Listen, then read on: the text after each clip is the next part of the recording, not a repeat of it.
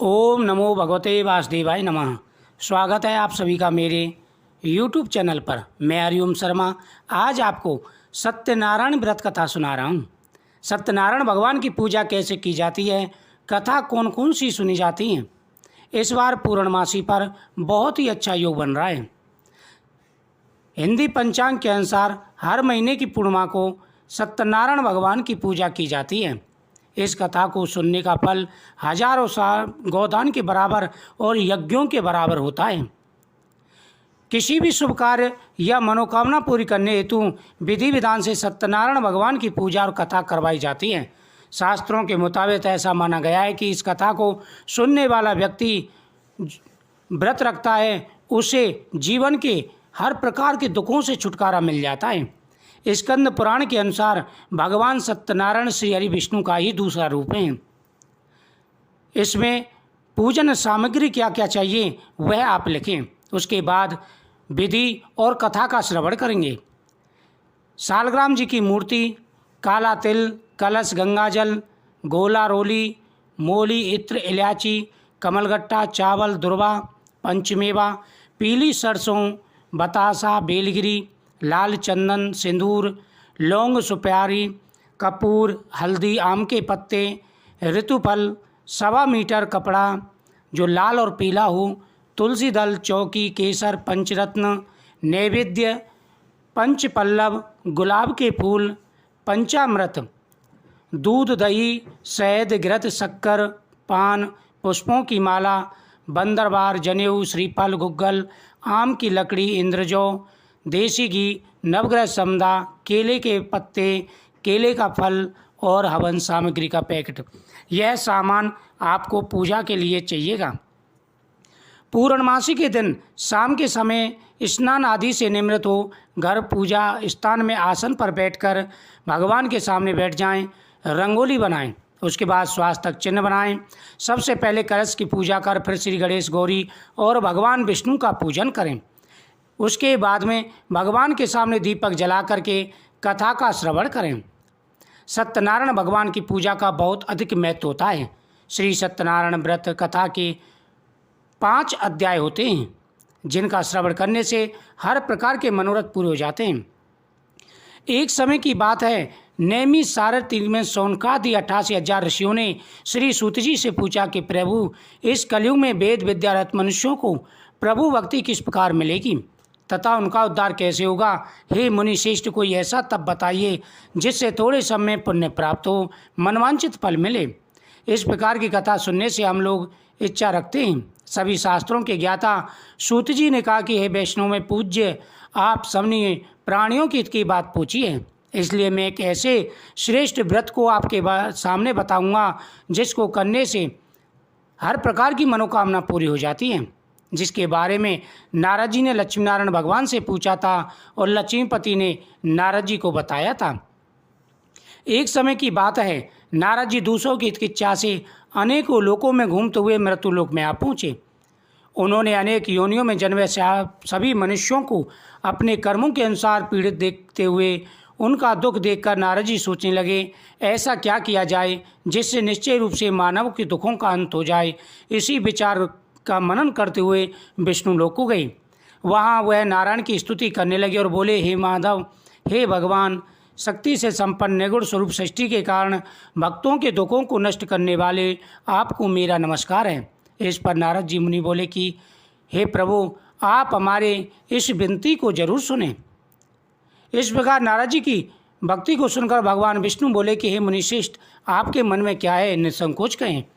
नारद मुनि बोले कि मृत्यु लोक में अनेक योनियों में जन्मे मनुष्य अनेकों कर्मों के द्वारा अनेकों दुखों से दुखी हो रहे हैं। हे प्रभु, आप मुझ पर दया रखते तो बताइए, मनुष्यों के थोड़े दुख प्रयत्न से कैसे दूर हो सकते हैं। कोई ऐसा तप या पूजा पाठ बताइए जिससे ज़्यादा धन खर्च भी ना हो और मनुष्यों के सारे दुख दूर हो जाएं। भगवान श्री हरि बोले कि हे नारद, मनुष्यों की भलाई के लिए तुमने बहुत अच्छा प्रश्न पूछा है। स्वर्ग लोक व मृत्यु लोक दोनों में यह उत्तम व्रत है जो आज मैं प्रेमवश होकर तुमसे कहता हूँ। श्री सत्यनारायण भगवान का यह व्रत अच्छी तरह विधान पूर्वक मनुष्य संपन्न करके तुरंत यहाँ सुख होकर मरने पर मोक्ष को प्राप्त होता है। यह सुनकर नारद मुनि बोले कि उस व्रत का क्या फल है, क्या विधान है, किसने ये व्रत किया है। नारद जी की बात सुनकर श्री हरि बोले, दुख व शोक को दूर करने वाला यह व्रत सभी स्थानों पर विजय करने वाला है। मानव को भक्ति व श्रद्धा के साथ शाम को श्री सत्यनारायण भगवान की पूजा धर्मपरायण होकर ब्राह्मणों व बंधुओं के साथ करनी चाहिए। यथाशक्ति भगवान को आप नैवेद्य भोग लगाएं, आरती गाएं, ब्राह्मणों सहित बंधुओं को भोजन कराएं, उसके बाद स्वयं भोजन करें। उसके बाद श्रीमन नारायण भजमन नारायण का जाप करना चाहिए। ओम नमो भगवते वासुदेवाय नमः मंत्र का जाप करना चाहिए। इति श्री सत्यनारायण व्रत का प्रथम अध्याय संपूर्ण। बोलो लक्ष्मीनारायण भगवान की जय। द्वितीय अध्याय प्रारंभ में श्री सूत जी बोले, हे ऋषियों, जिसने पहले समय व्रत को किया है उसका इतिहास कहता हूँ। काशीपुरी नगरी में एक निर्दय ब्राह्मण रहता था। भूख और प्यास से वह धरती पर घूमता रहता था। ब्राह्मणों से प्रेम करने वाले भगवान ने एक दिन ब्राह्मण का वेश धारण कर उसके पास आदर से पूछा कि हे विप्र, नित्य दुखी होकर पृथ्वी पर क्यों घूमते हो? दीन ब्राह्मण बोला, मैं निर्दय ब्राह्मण हूँ, भिक्षा के लिए पृथ्वी पर फिरता हूँ। यदि आप इसका कोई उपाय जानते हो कि मेरी इस गरीबी से छुटकारा मिल जाए तो कृपा करके मुझे बताइए। वृद्ध ब्राह्मण का रूप धारण करने वाले श्री सत्यनारायण भगवान ने कहा कि सत्यनारायण भगवान मनवांछित फल देने वाले हैं, इसलिए तुम उनका पूजन करो। वृद्ध ब्राह्मण बनकर आए सत्यनारायण भगवान उस निर्धन ब्राह्मण को व्रत का सारा विधान बतलाकर अंतर्ध्यान हो गए। अगले दिन सुबह उठने के बाद उस बूढ़े ब्राह्मण ने मन में संकल्प किया, आज ग्राम में लकड़ी बेचने से जो धन मिलेगा उससे श्री सत्यनारायण भगवान का उत्तम व्रत करूँगा। उसके मन में यह दृढ़ निश्चय था। फिर वह अपने नित्य कर्मों से फ्री होकर भिक्षा के लिए चल दिया। उस दिन उसे भिक्षा में बहुत सा धन मिला। उसी धन से उसने परिवार के साथ सत्यनारायण भगवान का पूजन किया, व्रत रखा। व्रत के करने से कुछ ही दिन बाद उसके सभी कष्ट दूर हो गए और वह धनवान और संपत्तिवान हो गया। हर मास व्रत करने लगा। एक दिन वह पूर्णिमा के दिन ब्राह्मण सत्यनारायण की पूजा व्रत करने लगा। इस प्रकार सत्यनारायण भगवान के इस व्रत को करके वह श्रेष्ठ ब्राह्मण सभी पापों और गरीबों से मुक्त हो गया तथा उसने एक दुर्लभ मोक्ष पद प्राप्त किया। इस तरह से सत्यनारायण भगवान के व्रत को जो मनुष्य करेगा वह सभी प्रकार के पापों से छूटकर मोक्ष को प्राप्त होगा। जो मनुष्य पृथ्वी पर व्रत को करेगा सभी दुखों से छूट जाएगा। सूत जी बोले, इस तरह से नारद जी से नारायण का कहा हुआ व्रत मैंने तुमसे कहा है। हे ऋषि वरो, अब आप क्या सुनना चाहते हैं? ऋषि बोले, मुनिश्चय संसार में पृथ्वी से सुनकर किस किसने व्रत को किया है हम सब सुनना चाहते हैं। श्री सूत जी बोले, हे मुनियों, जिस जिस प्राणी ने व्रत को किया है वह सब सुनो। एक समय वही विप्र धन ऐश्वर्य के अनुसार अपने बंधु बांधव के साथ अपने घर पर व्रत कर रहा था। उसी समय एक लकड़ी बेचने वाला आया। बूढ़ा आदमी आया, लकड़ियों को बाहर रखकर विप्र के मकान में गया। वह ब्राह्मण को व्रत करते हुए देखकर प्यास को भूल गया और उनको व्रत करके नमस्कार कर कहने लगा, आप ये क्या कर रहे हैं? इसके करने से क्या फल मिलता है? कृपा करके मुझे बताइए। ब्राह्मण ने कहा कि सभी मनोकामनाओं को पूरा करने वाला यह श्री सत्यनारायण भगवान का व्रत है। इनकी कृपा से मेरा धन दान आदि की वृद्धि हुई है। विप्र से सत्यनारायण भगवान के बारे में जानकर लकड़ा बहुत प्रसन्न हुआ। भगवान का चरणामृत व प्रसाद खाने के बाद वह अपने घर गया। लकड़हारे ने अपने मन में संकल्प किया, आज ग्राम में लकड़ी बेचने से जो धन मिलेगा उससे श्री सत्यनारायण भगवान का व्रत करूंगा। अगले दिन वह लकड़ी बेचने गया। उसे और दिन से ज़्यादा पैसा मिला। उसने सामान खरीदा और सभी परिवारजनों के साथ सत्यनारायण भगवान का व्रत किया। इससे वह पुत्र धन आदि से युक्त हुआ। संसार के समस्त सुख होकर बैकुंठ धाम को चला गया। इति श्री सत्यनारायण व्रत का द्वितीय अध्याय संपूर्ण। बोलो लक्ष्मीनारायण भगवान की जय। तृतीय अध्याय प्रारंभ में श्री सूत जी बोले, हे श्रेष्ठ मुनियों, अब आगे की कथा कहता हूँ। पहले समय में उल्लामुख नाम का एक विद्वान राजा था। वह सत्यभक्ता जितेंद्र था। प्रत्येक स्थानों पर जाता तथा निर्धनों को धन देकर उनके कष्ट दूर करता था। उसकी पत्नी कमल के समान मुख वाली तथा सती साध्वी थी। भद्रशिला नदी के तट पर उन दोनों ने श्री सत्यनारायण भगवान का व्रत किया। उसी समय साधु नामक वैश्य आया। उसके पास व्यापार के लिए बहुत साधन था। राजा को व्रत करते हुए देखकर वह विनय के साथ पूछने लगा, हे राजन, भक्ति से आप क्या कर रहे हैं? मेरी सुनने की इच्छा है, सो आप मुझे बताइए। राजा बोला, मैं अपने बंधु बांधवों के साथ पुत्रादि की प्राप्ति के लिए श्री सत्यनारायण भगवान का व्रत व पूजन कर रहा हूँ। राजा के वचन सुनकर साधु आदर से बोला, हे राजन, मुझसे भी इसका सारा वृतांत बतलाइए। मैं भी आपके कथानुसार व्रत को करूँगा। मेरे कोई संतान नहीं है, इससे निश्चय ही संतान होगी। राजा से सब विधान सुन व्यापार से निमृत हो वैश्य आनंद के साथ घर गया। साधु ने अपनी पत्नी को संतान देने वाले व्रत का वर्णन कहा कि जब मेरे संतान होगी तब मैं व्रत को करूँगा। साधु ने इस तरह के वचन अपनी पत्नी लीलावती से कहे। एक दिन लीलावती पति के साथ आनंदित हो संसार धर्म में प्रवृत्त हो श्री सत्यनारायण भगवान की कृपा से गर्भवती हो गई। 10वें महीने में उसके गर्भ से सुंदर कन्या का जन्म हुआ। माता पिता ने अपनी कन्या का नाम कलावती रखा गया। एक दिन कलावती की माँ लीलावती ने अपने पति को याद दिलाया, आपने सत्यनारायण भगवान का व्रत का संकल्प किया था, अब आप उसे पूरा करिए। उसने कहा, इसके विवाह पर करूँगा। इस प्रकार पत्नी को आश्वासन दे वह नगर को चला गया। साधु ने एक बार नगर में कन्या को खेलते हुए देखा। दूत को बुलाकर कहा कि कन्या के वास्ते कोई शोक वर देकर लाओ। एक दूत साधु की बात को ध्यान से रखते हुए एक नगर में पहुंचा। वहां देखभाल कर लड़की लिए सुयोग बड़े पुत्र देकर ले आया। सुयोग लड़के को देखकर साधु ने बंधु बांधव सहित अपनी पुत्री का विवाह उसके साथ कर दिया। लेकिन दुर्भाग्य से विवाह के समय भी सत्यनारायण भगवान का व्रत करना भूल गए। इस पर श्री भगवान क्रोधित हो गए। श्राप दिया कि अपने कार्य में तुम्हें दारुण दुख प्राप्त होगा। अपने कार्य में कुशल साधु बनिया दामाद को लेकर समुद्र के समीप गए। रत्नसारपुर नगर में व्यापार करने लगे। वहाँ ससुर दामाद दोनों मिलकर राजा चंद्रकेतु के नगर में व्यापार करने लगे। एक दिन सत्यनारायण भगवान की माया से प्रेरित राजा का धन चुराकर एक चोर भागा जा रहा था। राजा के धन को उस चोर ने उन वैश्य के पास रख दिया और चोर भाग गए। जब सिपाहियों ने राजा के धन को बांध रखा तो दोनों को बांध कर ले गए। प्रसन्नता से दौड़ते हुए राजा के समीप जाकर बोले, हम ये दो चोर पकड़ लाएं, देकर आज्ञा दें। राजा ने बिना उनकी बात सुने उन्हें कारागार में डालने की आज्ञा दे दी। श्री सत्यनारायण भगवान से श्राप के से साधु की पत्नी भी बहुत दुखी हुई। घर पर रखा धन चोर चुरा कर ले गई। सार की मानसिक पीड़ा तथा भूख और प्यास से अति दुखित हो अन्न की चिंता में कलावती कन्या ब्राह्मण के घर गई। उसने श्री सत्यनारायण भगवान का व्रत होते देखा। फिर कथा सुनी और प्रसाद ग्रहण कर रात को कराई। माता ने कलावती से पूछा, ये पुत्री अब तक कहाँ थी, वह तेरे मन में क्या है? कलावती ने कहा, ये माता, मैंने ब्राह्मण के घर से सत्यनारायण भगवान का व्रत होते देखा। कन्या के वचन सुनकर लीलावती भगवान के पूजन की तैयारी करने लगी। उसने परिवार और बंधु से सत्यनारायण भगवान का व्रत किया और वर मांगा कि मेरे पति दामाद शीघ्र ही आ जाएं। सत्यनारायण भगवान इससे संतुष्ट हो गए।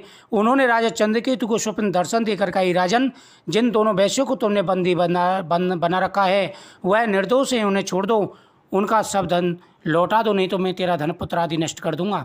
राजा ने यह स्वप्न देख करके उन दोनों को सभा में बुलाया। दोनों ने आते ही राजा को नमस्कार किया। राजा मीठे वचनों से बोला, ये मान भावो, तुम्हें भाभी बस ऐसा कठिन दुख प्राप्त हुआ है, अब तुम्हें कोई भय नहीं है, तुम मुक्त हो।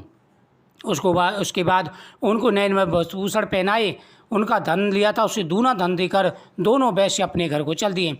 श्रीमन नारायण नारायण नारायण गोविंद नारायण नारायण नारायण। इस प्रकार से आप मंत्रों का उच्चारण करेंगे। ओम नमो भगवते वासुदेवाय नमः मंत्रों का उच्चारण करते हुए कथा का श्रवण करेंगे। इति श्री सत्यनारायण व्रत का तृतीय अध्याय संपूर्ण। लक्ष्मीनारायण भगवान की जय। श्री सूत जी बोले, वैश्य ने मंगलाचार्य के आश्रम की और अपने नगर को चला। थोड़ी दूर निकलने पर डंडी वेशधारी सत्यनारायण भगवान ने उनसे पूछा, हे साधु, तेरे नाम में क्या है? अवमानी बड़े हंसता हुआ बोला, हे डंडी, आप क्यों पूछते हैं? क्या धन लेने की इच्छा है? मेरी नाम में तो बेल और पत्र भरे हुए हैं। वैश्य का कठोर वचन सुनकर भगवान ने कहा, तुम्हारा वचन सत्य हो। डंडी ऐसा कहकर वहाँ से चले गए। समुद्र किनारे कुछ दूर जाकर बैठ गए। डंडी के जाने पर वैश्य ने नृत्य क्रिया करने के बाद नाव को चढ़ देकर अचम्मा किया। नाव में बेल पत्र आदि देखे मूर्छित हो जमीन पर गिर पड़ा। उसके दामाद ने कहा कि आप शोक न करें, यह डंडी का श्राप है, अतः उनकी शरण में चलना चाहिए, तभी हमारी मनोकामना पूरी होगी। वह डंडी के पास पहुंचा, अत्यंत भक्तिभाव से नमस्कार करके बोला, मैंने जो आपसे असत वचन कहे उनके लिए क्षमा करें। डंडी भगवान बोले, हे बड़े पुत्र, बार बार तू मेरी पूजा से विमुख हुआ है। वह बोला, भगवान, आपकी माया से मोहित ब्रह्मा आदि आपके रूप को नहीं जानते, तब मैं अज्ञानी कैसे हो जान सकता हूँ। आप प्रसन्न होइए, मैं सामर्थ्य के अनुसार आपकी पूजा करूँगा। मेरी रक्षा करो, पहले ही समान नौका में धन बढ़ दूँ। भगवान उसकी इच्छा बढ़ देकर उनसे ध्यान हो गए। वह नाव को धन से परिपूर्ण पाया और अपने नगर को गया। उसने एक दूत को घर भेजा। दूत ने उस साधु के घर जाकर कहा कि आपके पति और दामाद इस नगर के समीप आ गए हैं। उस समय कन्या कलावती और लीलावती भगवान का पूजन कर रही थी। वह अपने पति के दर्शन के लिए चली गई और अपनी पुत्री से कहा कि मैं अपने पति के दर्शन को जाती हूँ, तू जल्दी आ जाना। माँ के ऐसे वचन सुनकर कलावती जल्दी में प्रसाद छोड़कर पति के पास चली गई। प्रसाद की अवज्ञा के कारण सतदेव ने रुष्टो उसके पति को नाव सहित पानी में डुबो दिया। वह इस तरह पति को न देख रोती जनी पर गिर पड़ी। साधु दुख तो बोला, प्रभु मुझसे या मेरे परिवार से जो भूल हुई उसे क्षमा करें। आकाशवाणी हुई, हे साधु, तेरी कन्या मेरा प्रसाद छोड़कर आई है, इसलिए इसका पति अदृश्य हुआ है। यदि वह घर जाकर प्रसाद खाकर लौटे तो इसे इसका पति अवश्य मिलेगा। साधु वैश्य की पुत्री ने घर पहुंचकर प्रसाद खाया, फिर आकर अपने पति के दर्शन किए।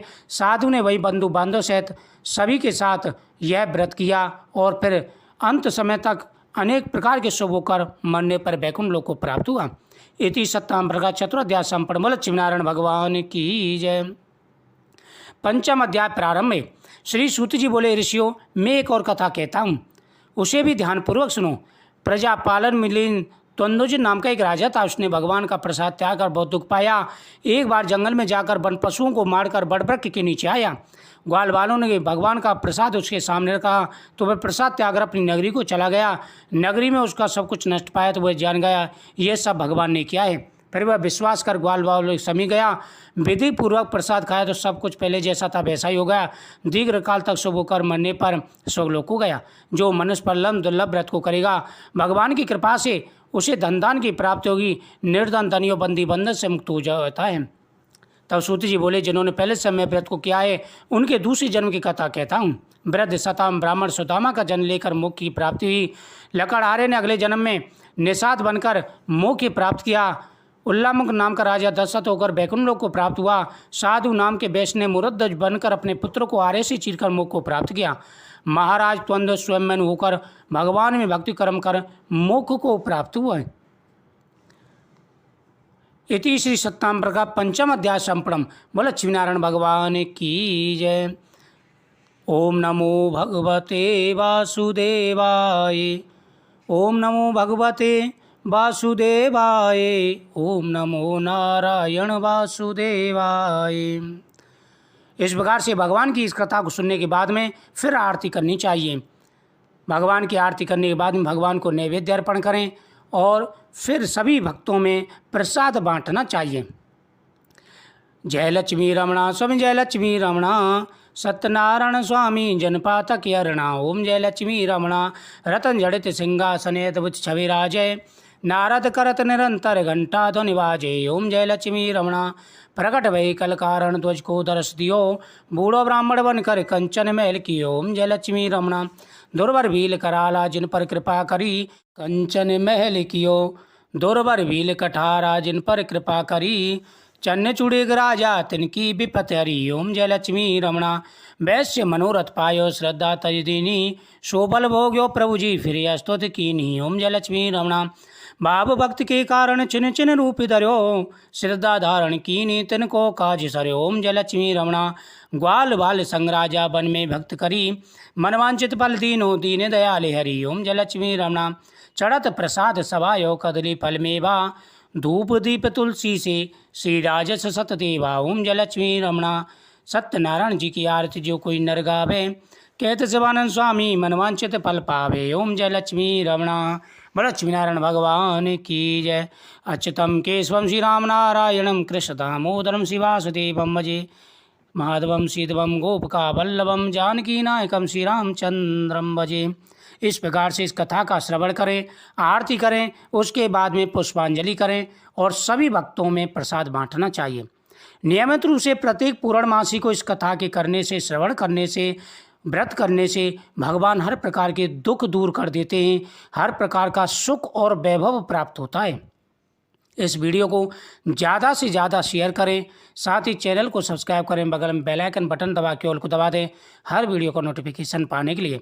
इस दिन गौ माता का पूजन करना चाहिए। जो प्रसाद आपके घर में बना हो गौ माता को जरूर खिला करके आएँ। साथ ही जितना संभव हो ब्राह्मणों के लिए अन्नदान, वस्त्रदान, जूता दान, छत्री दान जरूर करना चाहिए। जिससे आपके सभी कष्ट दूर होंगे, हर प्रकार का सुख और वैभव आपको प्राप्त होगा। मुझे उम्मीद है आपको ये कथा बहुत ही अच्छी लगी होगी। साथ ही कमेंट में ओम नमो भगवते वासुदेवाय नमः जरूर लिखें।